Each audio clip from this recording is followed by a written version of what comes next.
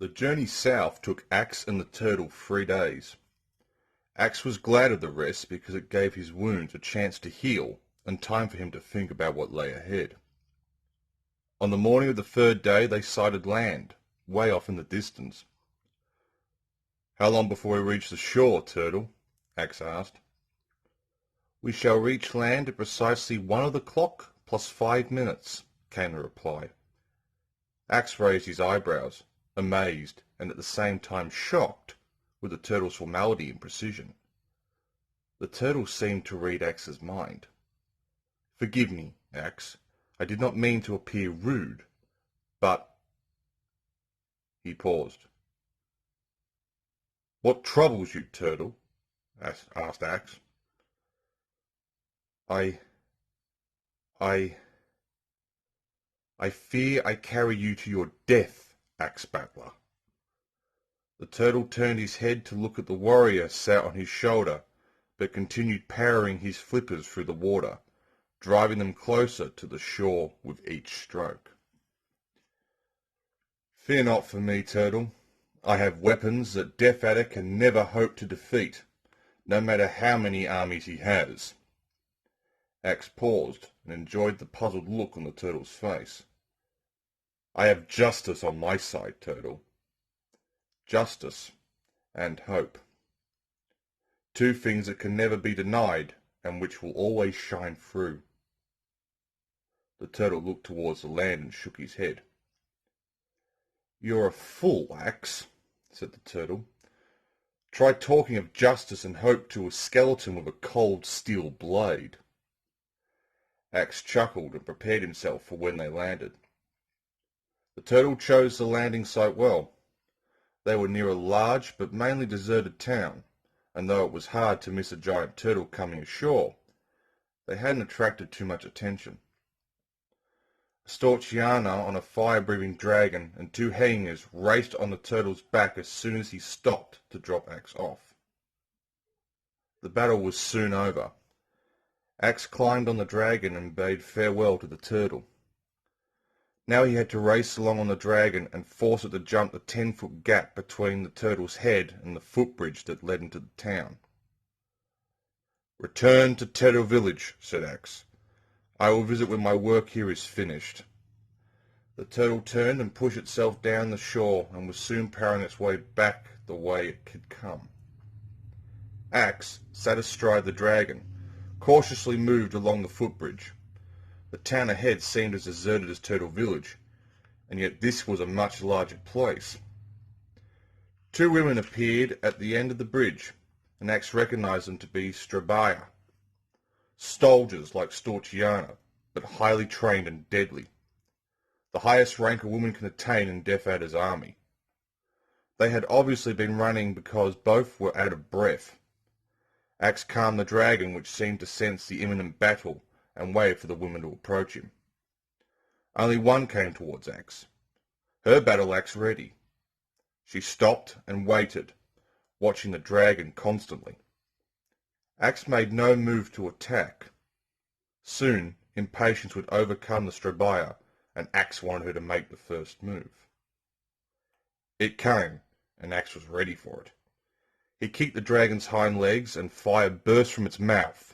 The Strabaya knew the flames were coming and knew how to avoid them, but she hadn't counted on the location well enough. The bridge was far too narrow for her to use the methods of fire avoidance that she'd been trained in. She soon found herself rolling into thin air. The second Strabaya watched her comrade fall to her death. Anger overcame her years of training. She raced towards Axe and the dragon. Axe changed tactics and raced towards the advancing Strabaya.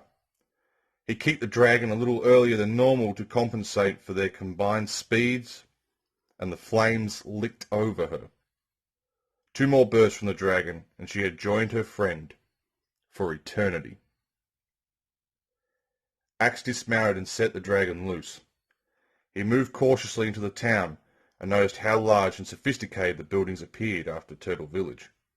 This was new territory to him, and after the skeleton incident a few days earlier, he was not about to be jumped on again. he continued into the town, heading for what he assumed would be the town square. Voices from a house to his left caused him to duck and creep towards the window. A large sign over the door read, D-E-B. Axe didn't even start to try and figure out what it meant. He peered in through the window. 2 giant guards, like the ones he had come across at the start of his journey, were sat inside, playing cards on a table that seemed very small with these 2 fellows sat around it. Axe also noticed their war hammers standing in the corner. Bang, bang, bang. The door rocked. The 2 giants looked at each other and then the door. The one furthest away nodded his head towards the door and frowned at the other giant. With a huge effort, the other giant rose and took up his hammer before crossing to open the portal. There was no one in sight. He looked back to his friend, who motioned for him to explore outside with a flick of his finger. The first giant stepped outside and closed the door behind him. "I'll have to work fast here," Axe thought, who was crouching out of sight around the corner of the house. The blow from Skull Crusher caught the giant on the back of the head and sent him sprawling headlong into the street. Axe followed up the attack as the giant struggled to one knee, and 2 blows later, Axe stood alone. "Divide and conquer," Axe muttered to himself, as he ran back to his hiding place and waited. Soon, just as Axe had expected, the second giant emerged, looking for his partner. Axe decided it was time to use his magic. He struck the giant from behind first, and before the huge shoulder could recover, Axe threw the bottles into the air. A few minutes later, Axe stood alone in the street. He decided to continue on towards the town square, certain that this town was not far from empty of Death Adder's troops. Axe moved around the corner of the last house in a row of dwellings and stood looking into the town square.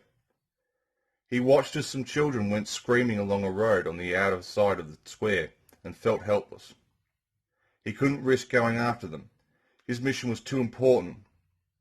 That saddened him. 2 thieves left a house just behind him, and Axe chased after them, relieving them of 4 magic potions, which he put away securely. Axe took a few minutes to study the square. A large building with 2 doors in the middle that stretched from the ground to the flat roof dominated the left side of the area. The building looked like the sort of place that an invading army would make its headquarters. The seeds of a plan were now planted in Axe's brain, and as the plan developed, he knew it was possibly the most foolhardy plan he'd ever devised. He strode into the middle of the square and shouted at the top of his lungs. Then he waited. 2 hangers and a longman came through the large doors. Their armour was the colour of gold. Captains, thought Axe. Well, well, Axe thought, as he prepared himself for battle. All thoughts were then swept from his mind, and he concentrated on the job at hand. Axe had never fought so well. He twisted and turned, he ducked and struck again, until all 3 lay defeated. Axe wasn't even scratched. He remained in the middle of the square. If he'd guessed right, he knew what was about to happen.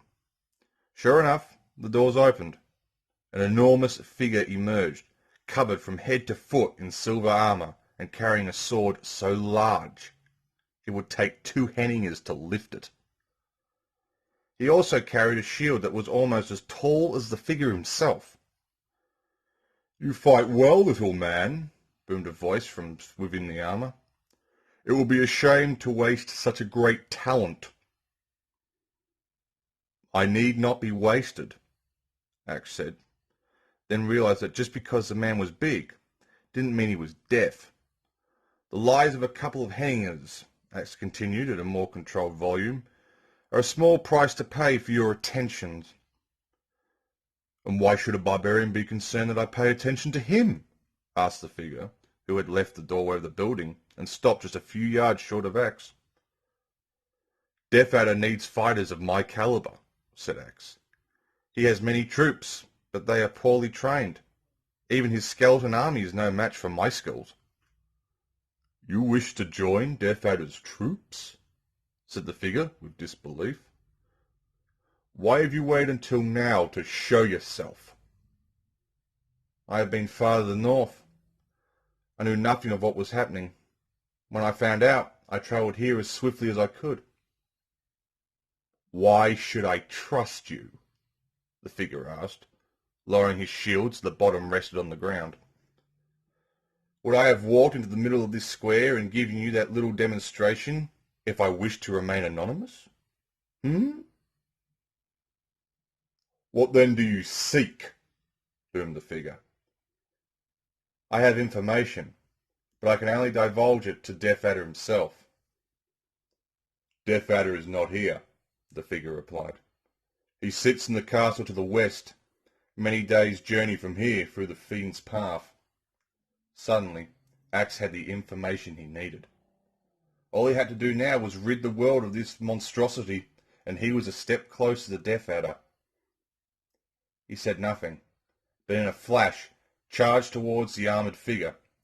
He jumped high into the air to bring Skullcrusher down on the figure's head, but the figure's sword was longer than most and caught Axe in mid-jump. Axe felt the pain from the blow and fell. He quickly recovered and walked slowly towards the figure. He wanted to get the monster to swing its sword so he could make a swift counter-attack while the sword was still in fight. The figure waited, and when Axe was in range, he swung. Axe ducked, and the sword sliced the air above his head. Axe darted in, Skullcrusher in front of him, but the figure merely swung his other arm across and knocked Axe aside with his mighty shield. Bruised and weakened, Axe wondered how to attack next. The sword was too large and the shield too heavy for Axe to risk another attack with Skullcrusher. The figure remained still. Axe watched him curiously and wondered why he made no approach. You certainly can't run in all that get-up, Axe thought to himself. Then he knew exactly what to do. Axe couldn't help but smile as he ran across the square towards the armoured figure. The evil warrior swung his sword, but Axe ducked and continued charging. There was no time for the figure to use his shield as Axe smashed into him and knocked him to the ground. Axe leapt into the air as the figure struggled to get to his feet in the heavy armour. Once again, the evil warrior hit the ground. Again and again, Axe kept hitting the armoured monstrosity as he tried to rise. Again and again, the figure was sent crashing to the ground. Soon, the creature stopped trying to get up. Axe kept raining the blows down on the motionless body until he saw the terrible shape start to crumble. With the town now silent and still, Axe decided to settle for the night. He relieved 2 thieves of their potions and found 2 more carrying food while he looked around the town for a suitable place to rest. He finally decided on the soldiers' headquarters and smiled to himself as he walked through the large doors. The smile soon vanished as he thought about tomorrow and the journey through the infamous Fiend's Path. Not even Gilius Thunderhead had braved the Fiend's Path. Axe recalled the dwarf's words. Crossing the Fiend's Path is more for those who no longer wish to live than for those who still find something in life to enjoy. Axe checked his pouch. The 6 potions would not last him long in the Fiend's Path, but he dared not carry more. Tyrus had taught him the basics of spellcraft, but a little knowledge was a dangerous thing when it comes to magic.